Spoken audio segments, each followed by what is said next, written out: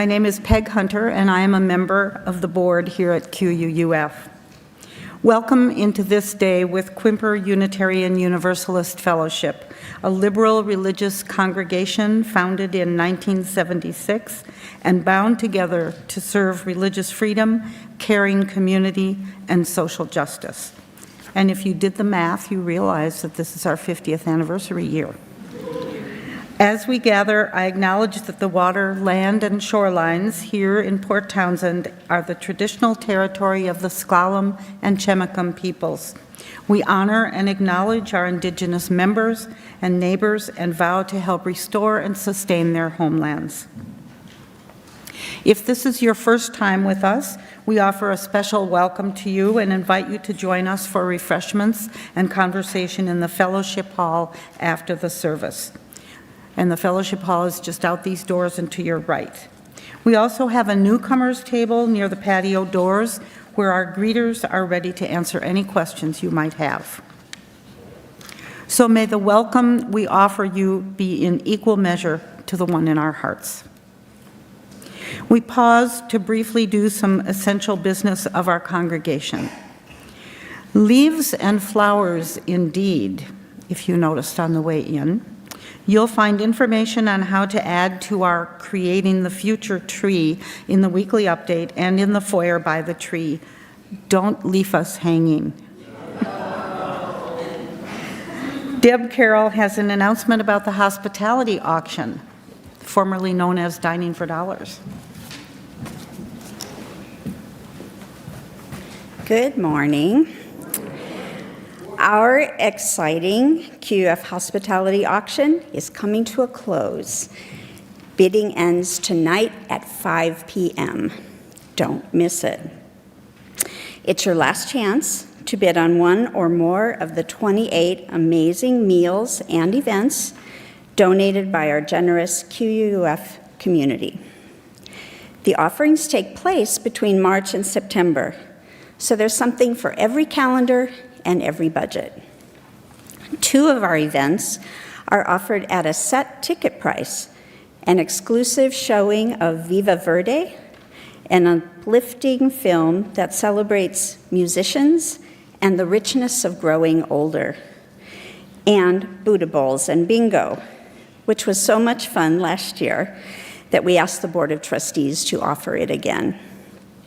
There are still seats for the Vintages and Verses event at Port Townsend Vineyards, an afternoon of poetry readings by Port Townsend's Poet Laureate Rufina Garay, along with poet Gail County and Reverend Bruce Bodie.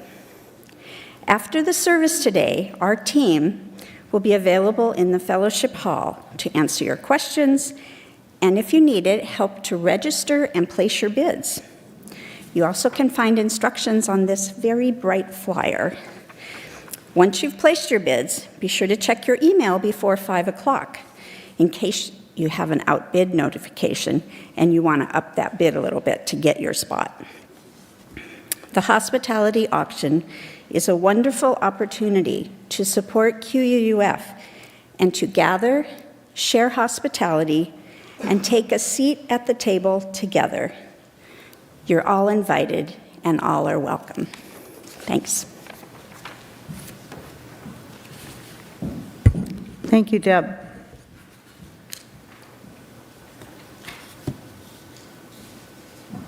I guess that's it for announcements. Let us settle our minds and calm our hearts.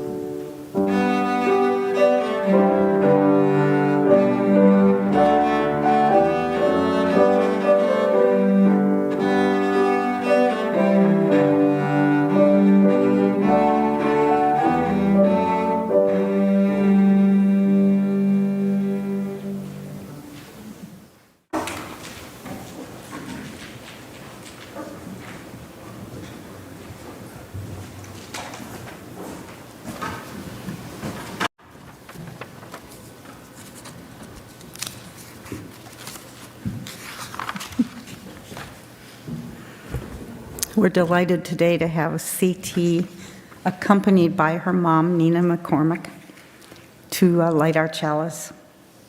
Our interim minister, Don Rollins, provides these words as we light today's chalice. Good job, CT.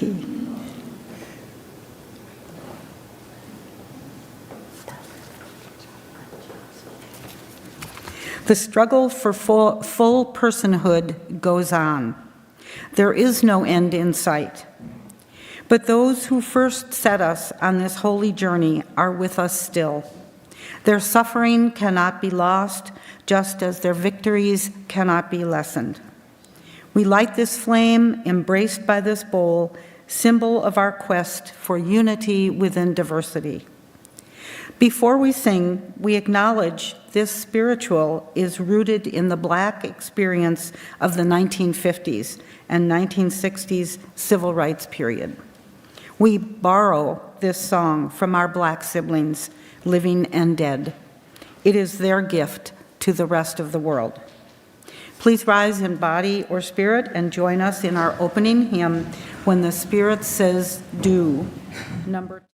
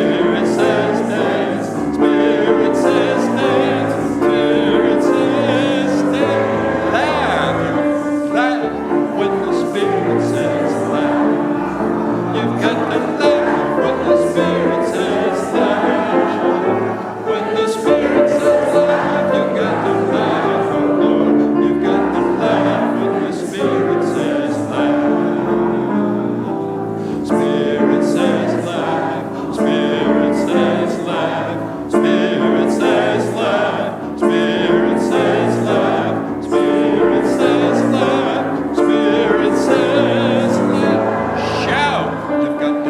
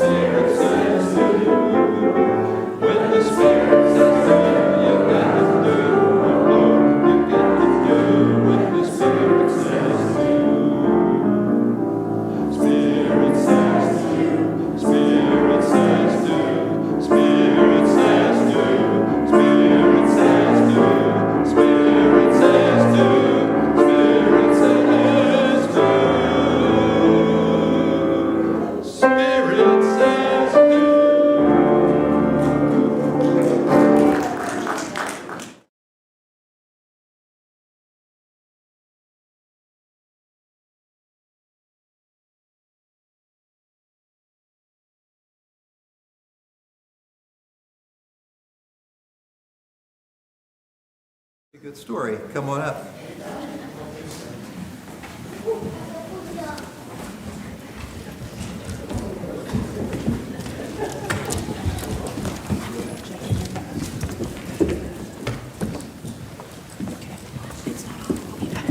Okay.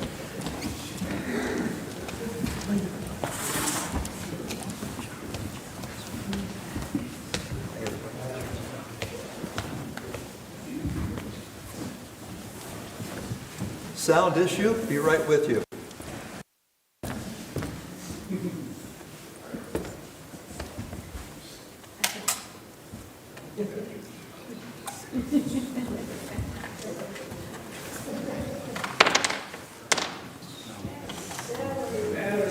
So how's your morning going? We're fully charged. Well done. Well done. Thank you, Christina.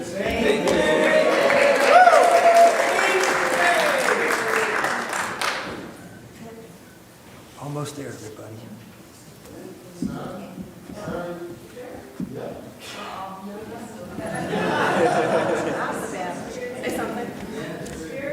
Check test. Hello, check test. 1, 2, and 3. Keep trying. Okay. Check and test. I have some good jokes, but not for this setting. So, in any case, we're going to go ahead and talk loudly so these folks can hear me. And the folks online, I apologize. Oh, Gary, we got fire in the hole. Very good. They can't beat it. All righty. So we have audio. Thank you all. So anyway, I think I know lots of you, but if not, my name is Don. I get to be your interim minister. You know, believe it or not, I used to have hair. Believe it or not, I was once a kid, and I rode dinosaurs to school. So that one was for you. So when I was 7 years old, I heard about something called a march. That's when people get together to walk or wheel or use another way to be together to show that they disagree with some important things. Things that hurt people, things that hurt the earth. So the march that I heard about happened back in 1963. There we go. Thank you.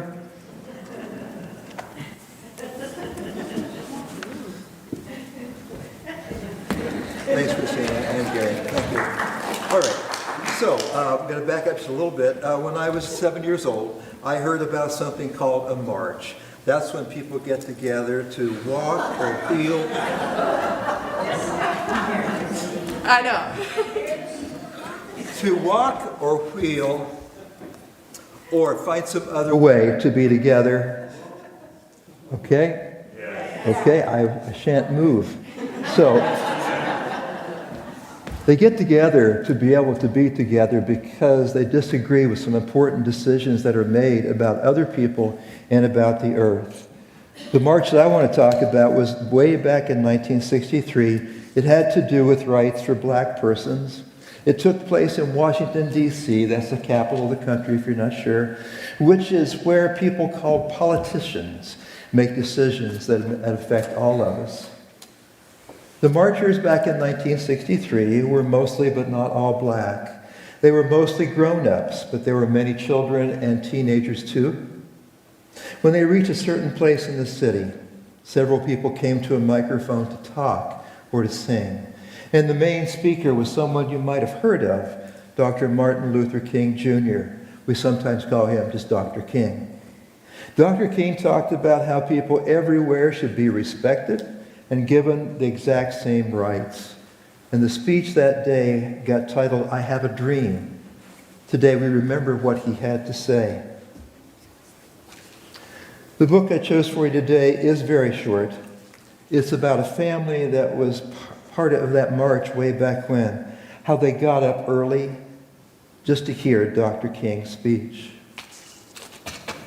And if you want to turn your back a little bit, you can see there, or I can show you the pictures as we go along. They're very short. I'll go ahead and show you too. So, the morning is quiet. And here you see people getting together and starting to walk together. way early in the morning.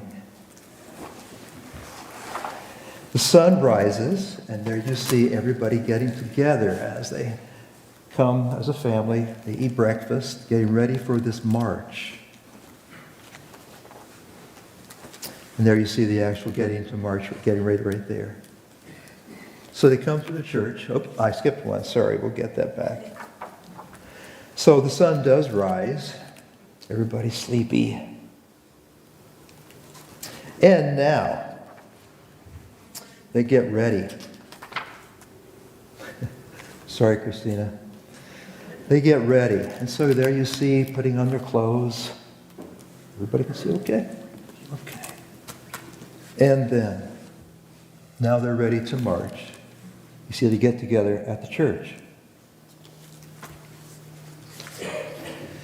And then they pause so they can pray for strength because they know something hard is ahead of them. And there you see that they work together and they're making signs. You see some of those signs. What does the big one say? Those of you who are readers, can you tell what that says? We want freedom. We want freedom, thank you. And so we come all over and they get together, getting ready for the march. You see people coming in on buses. And then they follow the leaders. And there is Dr. King in the middle.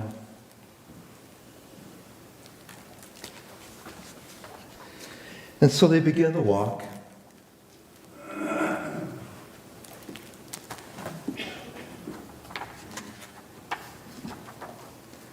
And then they begin to sing.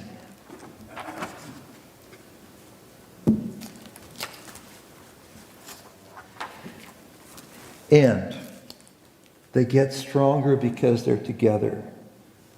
They feel together. They think together. And then they march on to justice. You see all the people who were there in 1963. And they march why? For freedom.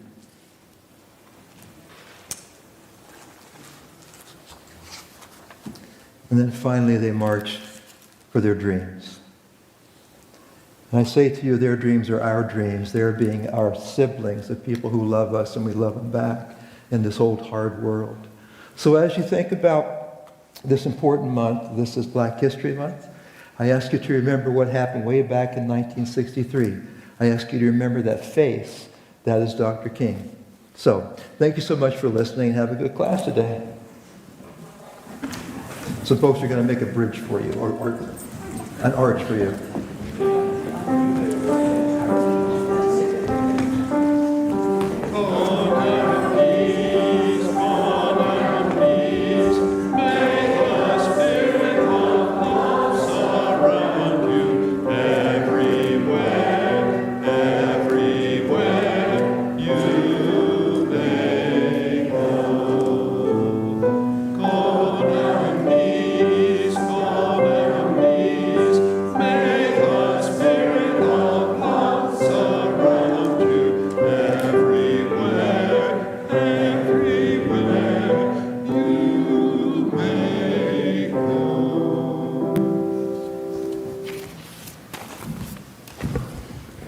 We pause now for a time of generosity and to receive an offering to support the life and ministry of QUUF.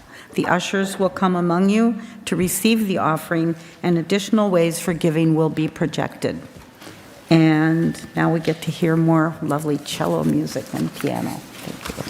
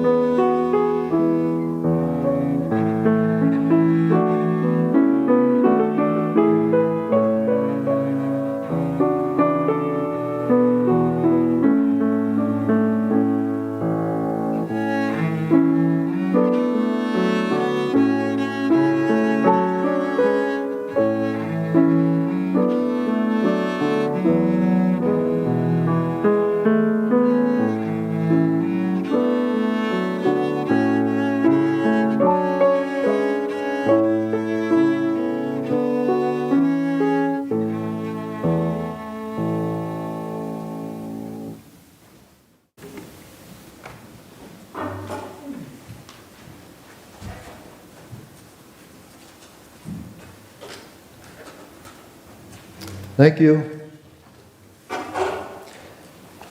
Again, the music we have today is all borrowed. It is all beautiful. Before I start, Phil, you're so awake right now. I will get you next time. You know what we're talking about, right?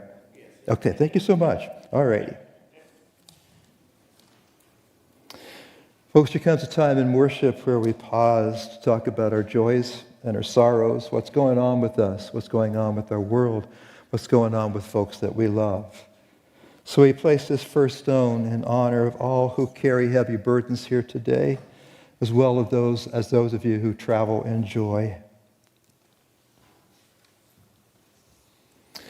The second stone is placed to commemorate Black History Month, a time for taking stock of racism within and without, and for lifting up Black champions everywhere. Joys and sorrows within the congregation. Received news on Thursday that Donna Logan has passed away. Donna served QUUF for many years as a religious education teacher, kitchen leader, member of the pastoral care team. We give thanks for Donna and her husband Bob's many contributions to the fellowship.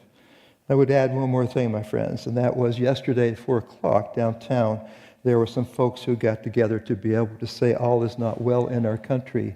All is well with us, but not with our country.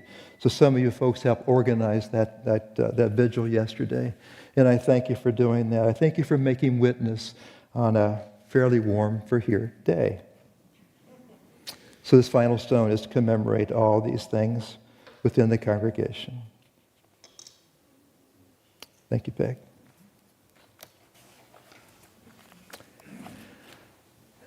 Mary is going to lead us in a meditation. I'm going to play some guitar as she reads for us. I would ask you to settle in a little bit. Mary, there's some instructions here for the setup, and then, of course, the actual meditation.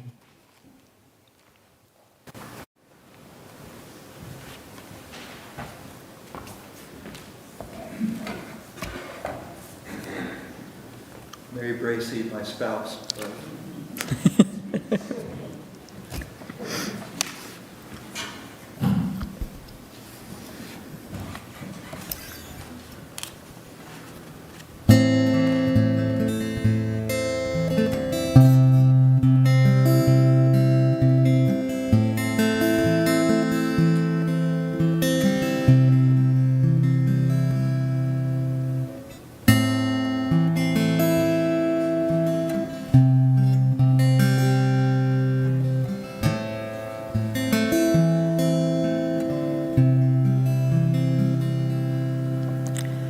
This is our quiet time, the time between our joys and concerns, and the music that calls us to action.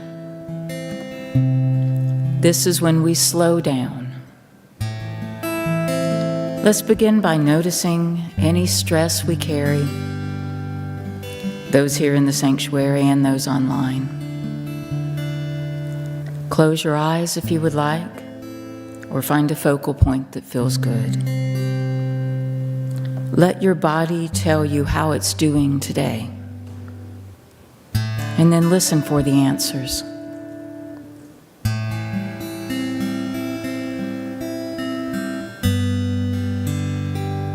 Now notice your breathing, the beginning, the middle, and the end. No need to force the air. It flows in and out of your body. Trust that this quiet time asks nothing of us. These moments are not wasted. Whatever we decide to do with them is right. For like the Tao, quiet is pure and present.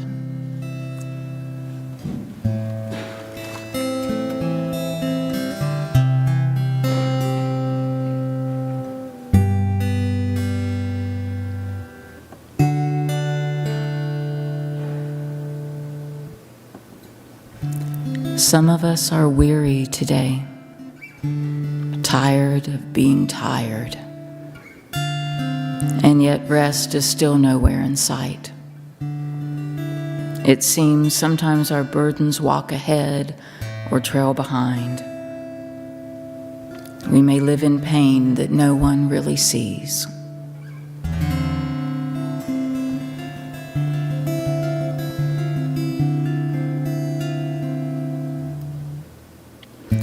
Some of us may be sore in body today. Sometimes just getting through the day can be a chore. We can live with uncertainty that no one really sees.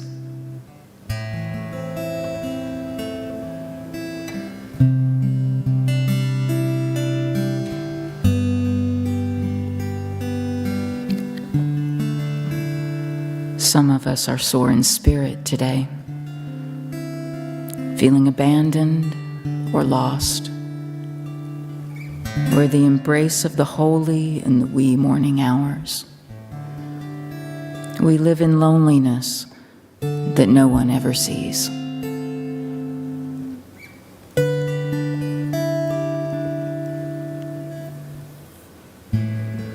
And some of us are smiling inside today. We may be grounded and grateful, living in a hallowed hall of the soul that is decorated with banners that proclaim, "I love and am loved despite it all, and I shall not be moved."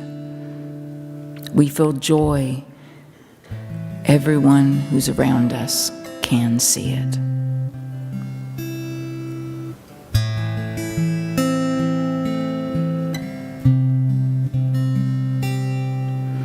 So to those in the room today, to all who are with us online, trust that the hand of life holds you tight wherever you are right now. The face of love has not turned away from you. Know that there is goodness in you and in your fellow people around you. The world is better because you are a part of it. Know these things to be true.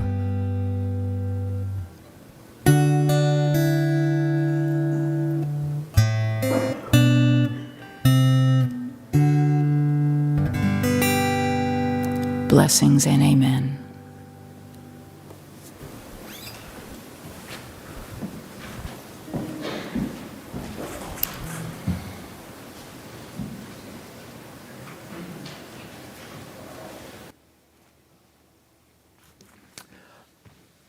If a minister ever tells you that inspiration comes at 2 a.m. the night before, believe them.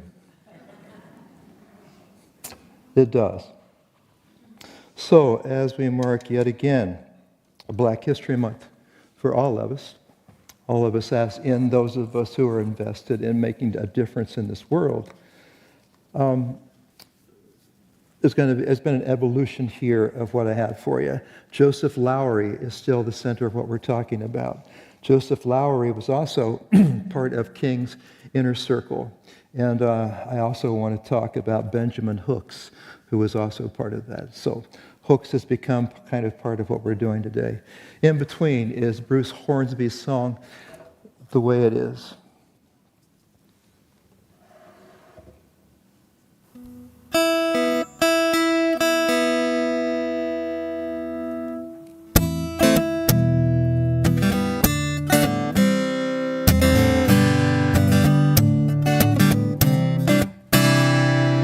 Standing in line, marking time, waiting for the welfare dime, 'cause they can't find a job. Man in a silk suit hurries by as he catches a poor old lady's eye. Just for fun, he says, get a job. That's just the way it is. Some things will never change. That's just the way it is.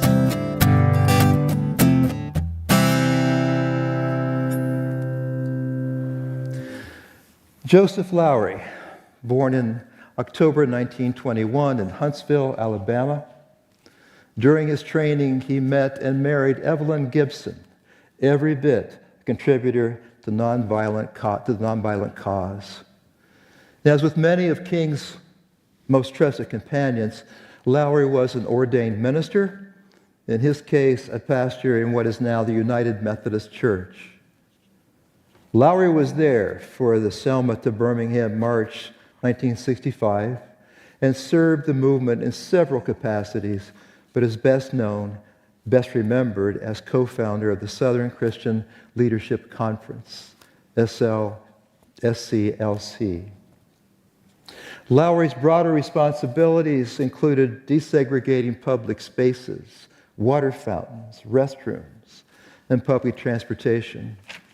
He was part of the team that in 1955 coached a different organizer, that would be Rosa Parks, on how to handle herself once she got arrested.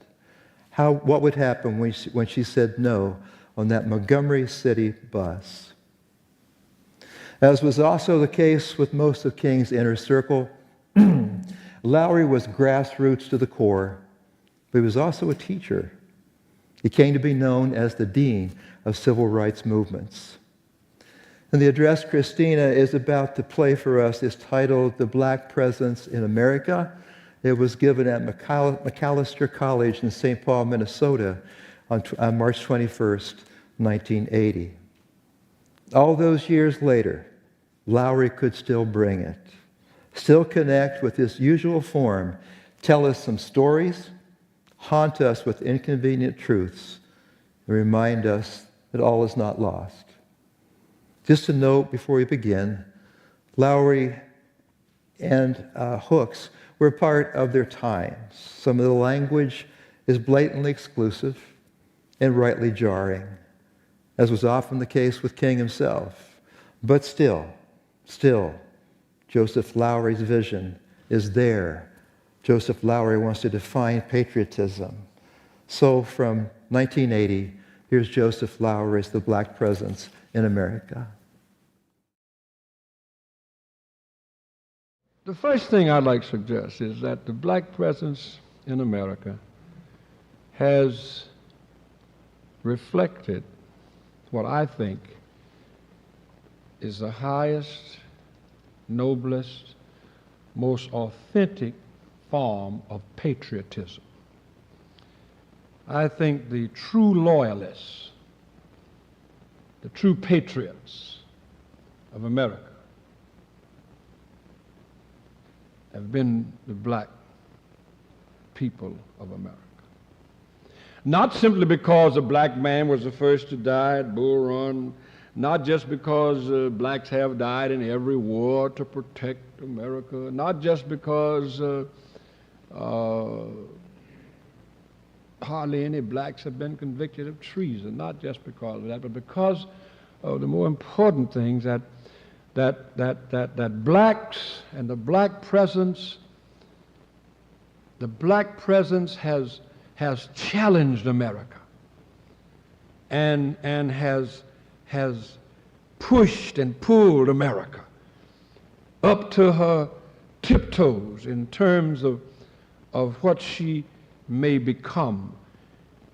The black presence has not indulged America at her weaknesses, nor excused her failures, but has challenged her at both, that she might strengthen her weaknesses and correct her mistakes and move on up a little high. I think real patriotism is not the kind expressed by the self-styled super patriots who go around wrapped up in flags and who wear bumper stickers saying love it or leave it.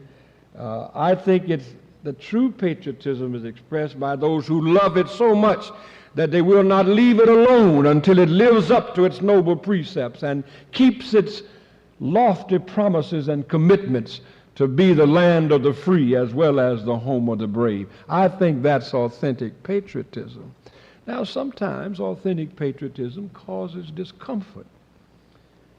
Just as, the good teacher is not the teacher who indulges the student in the student's weaknesses.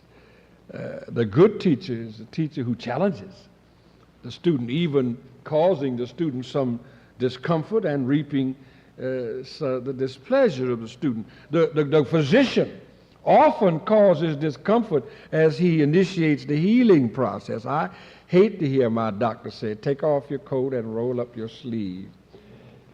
Or worse still, let down your breeches. He's about to injure me. And I hate to hear him say that. But it is that discomfort, that temporary discomfort, that initiates the healing process that permits me to live on in health. And I think the black presence in this country, which has sometimes had to fill her streets and jam her jails and take her to court and wrestle with her through the long night of racial crises in order that we might look forward to the dawn of a new day of justice and brotherhood. I think that is authentic patriotism. And I think the black presence in America has meant. I have a friend whose son, when he was very young, was stricken with polio. Carried him to a clinic and they put braces on his leg. My friend says in the middle of the night he would hear his son whimpering. And he would go upstairs and say, "What is it, son?" And the boy would say, "Daddy, please loosen the braces." And my friend said, he said to his son, "My God, son, I'd give him a right arm if I could loosen the braces, but they tell me it is the tightness of the braces that stretch the muscles. And so all I can do is lie here with you in the bed and weep with you through the long night so that one day we can walk together." Every Sunday morning, almost every Sunday morning, I see that boy now, a young man, walking down the aisle. He has a limp, but he's walking. And he walks because his father wept with him in the night, that they might now enjoy a sunshine day, walking together. I think the black presence in America has been the highest, most authentic form of patriotism that enables America now to walk with her head a little higher because we've challenged it. And I think that patriotism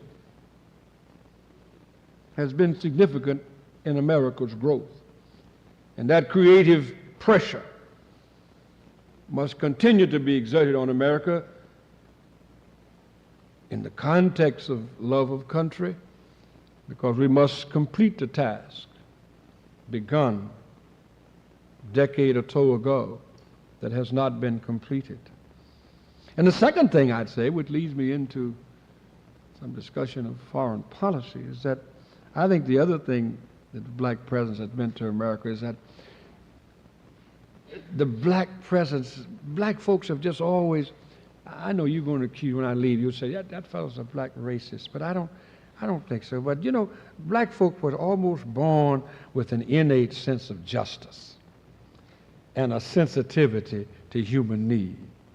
It's just, we always know what's right. We don't always do what's right, but we know what's right. We just have a sense of justice. And it's been reflected in the black experience. My mother used to whip me and wouldn't tell me what she was whipping me about. And I'd say, what you whip me about? And she would say, you know. And I did. It just an ingrained sense of justice and sensitivity to human need. And it's that sense of justice that has motivated and driven black community to stand for what was just and what was right, even though it's unpopular, even though it gets you in trouble. I remember in the heart of the movement, when white churches were putting young black people in jail for coming to worship, that in the midst of that, I don't know a single black church anywhere that ever had a white person arrested or turned a white person away who wanted to come in and praise the Lord, because we knew it wasn't right. We had a sense of justice. And that sensitivity to human need, that sense of justice helped free not only black people in this country, but helped free white people.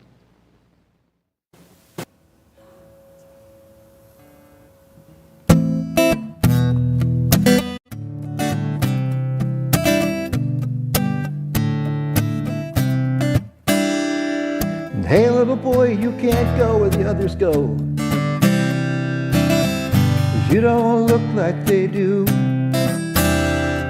Hey, old man, how could you stand to think that way? You really think about it before you made the rules. He just said, that's just the way it is. Some things will never change. That's just the way it is. Don't you believe them?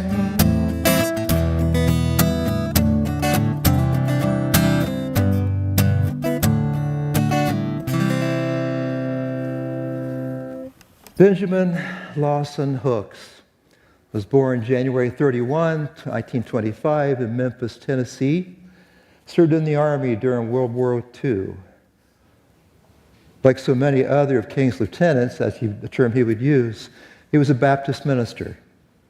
Became attorney in Memphis, joined the Southern Christian Leadership Conference in 1962, became a judge in Memphis. He was the first black criminal trial judge since Reconstruction. He was present the night King gave the mountaintop speech. 1972, Nixon appointed Hooks commissioner of the Federal Communications Commission, once again, the first black person to hold that post. Became executive director of the National Association for the Advancement of Colored People. That was 1977. He lived the rest of his days as an educator, mostly at Fisk University, later as the University of Memphis. He was awarded the Presidential Medal of Freedom in 2007. What you're about to hear from Hooks is an address he made at Gustavus Adolphus College, and that is in St. Peter, Minnesota. Again, Hooks was a product of his time. Some of the language may jar.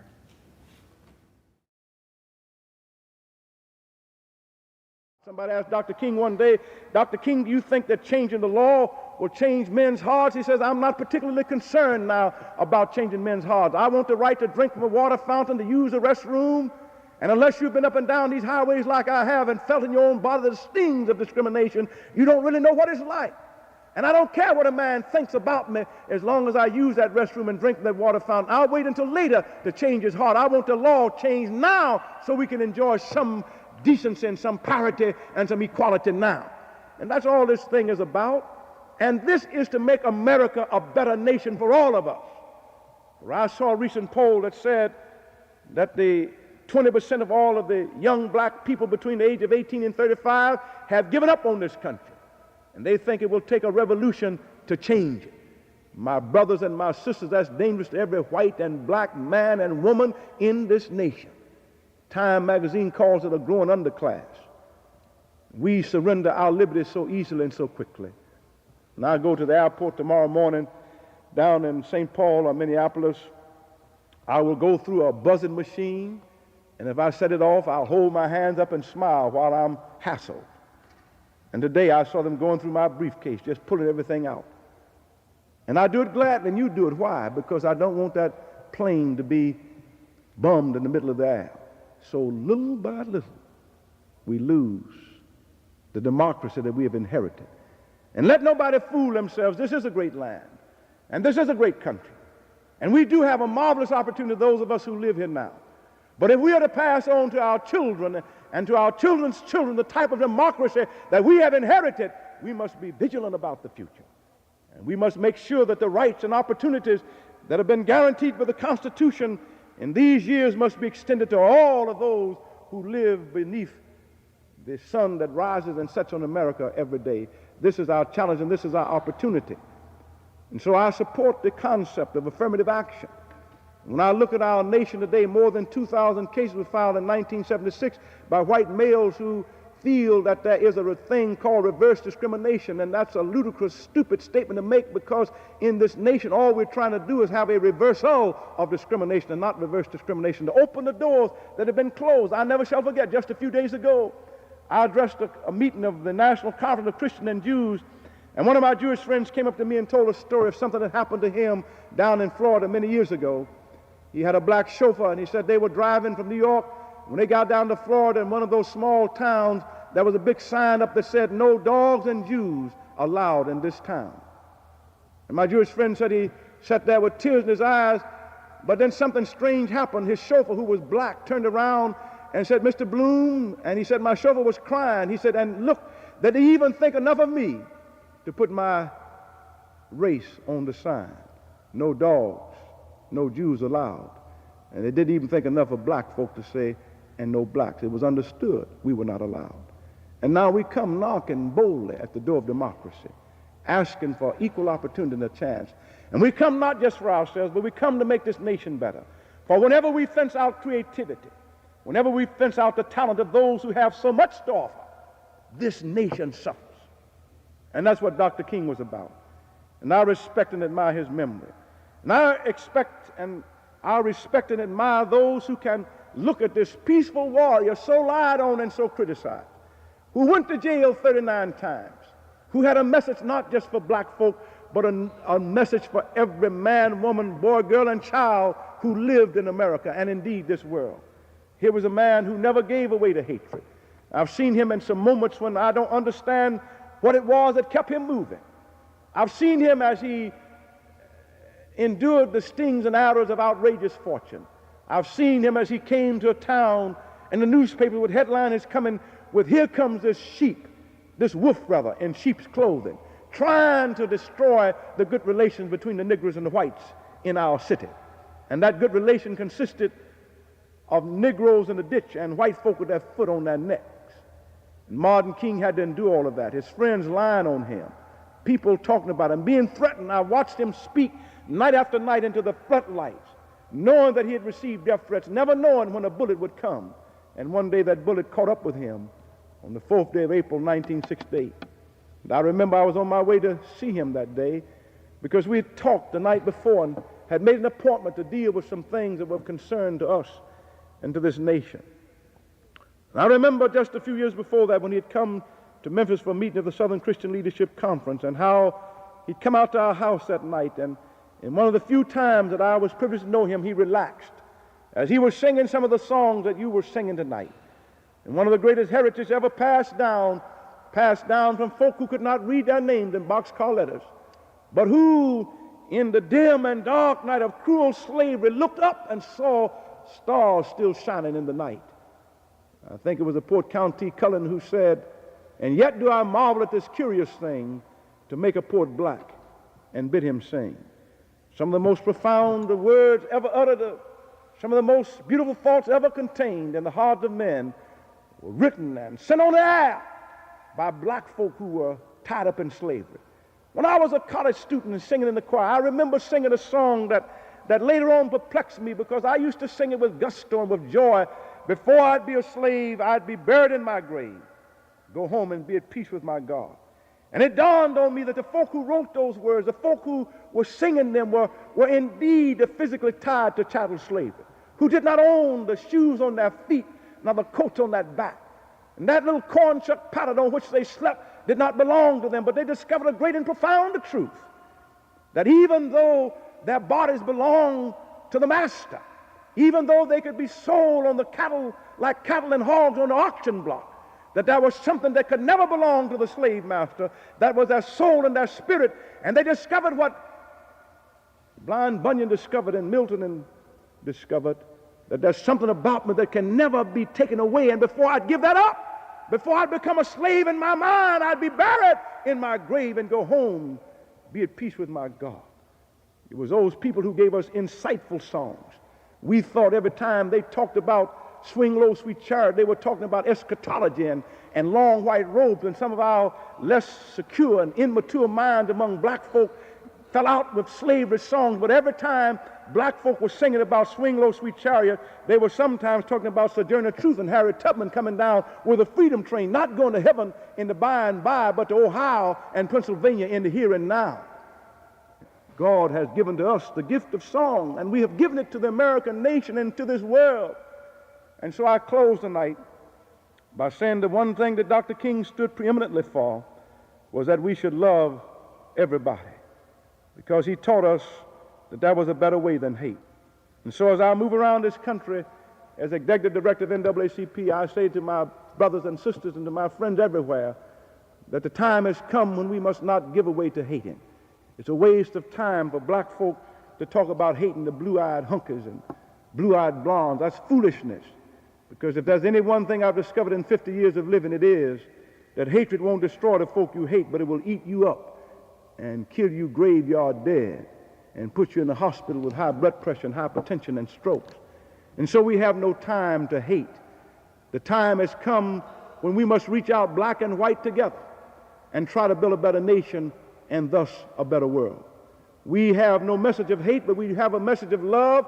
But we're telling you now, and I will say it when I'm in the White House, I will say it in the Congress. If I stood to argue before the Supreme Court, I would say that America now has a date with destiny. And that date is to make the great American dream come true.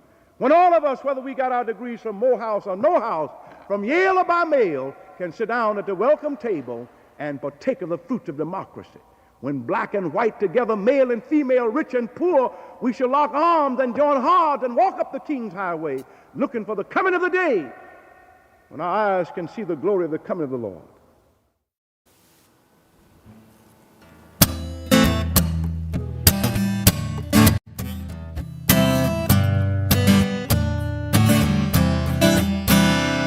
Well, they passed a law in '64, give those who ain't got a little more. But it just goes so far. The law don't change hiring time when all it sees at the hiring time is a line on the color bar.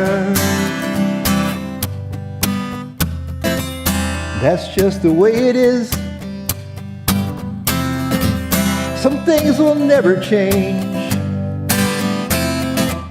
That's just the way it is. Don't you believe them?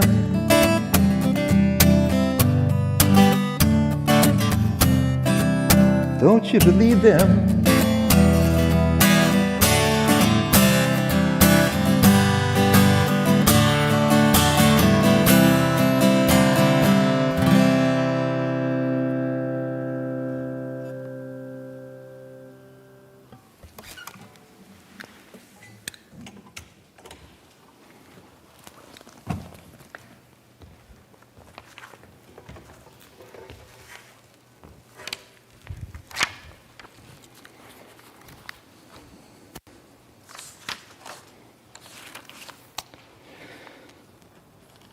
Friends, let's sing closing hymn, number 208, Every Time I Feel the Spirit.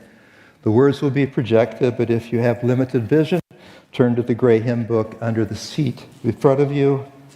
And once again, we borrow a spiritual that comes to us from black siblings here in this country. As we prepare to go back into this world, let's once again feel the Spirit moving in our midst. Would you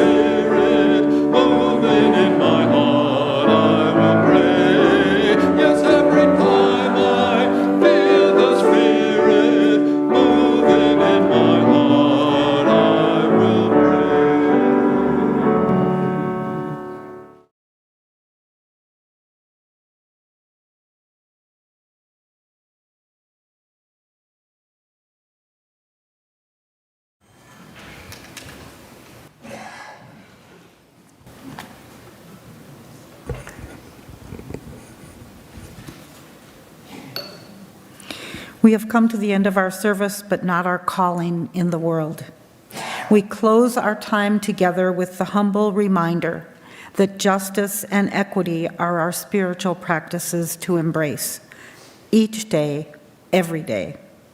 We are blessed to be the embodiment of what is possible when justice and equity ground us in all that we do. May we go forth with the light and warmth of our chalice in our hearts until we are together again.